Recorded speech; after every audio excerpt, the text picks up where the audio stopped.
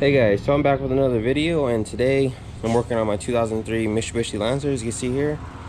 But I am going to be replacing the brakes. I already got the lug nuts loosened a little bit, so I'm lifted up, take off the wheel, and here are my new rotors. Looking good.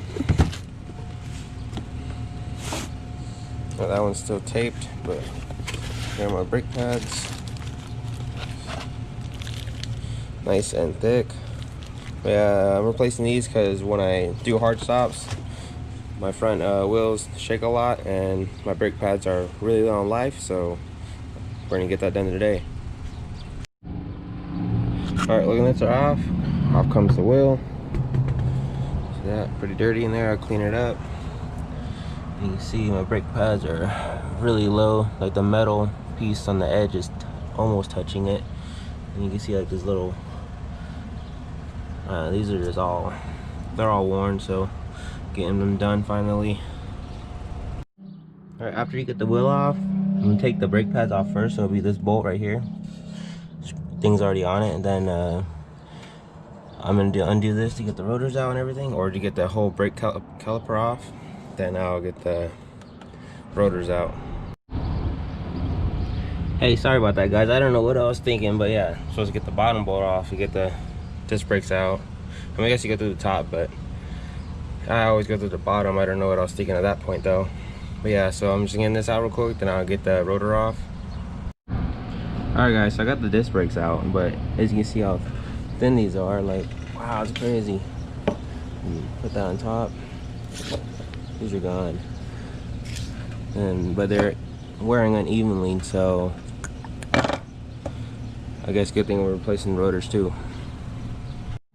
Alright guys, I'm unbolting the caliper now. These are the two bolts right here. Alright guys, after you get your caliper off, you want to bungee it up like that so you don't damage the brake line at all.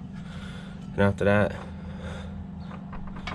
we'll get this rotor off. Alright guys, got that rotor off. As you can see, yeah, it's all beat up.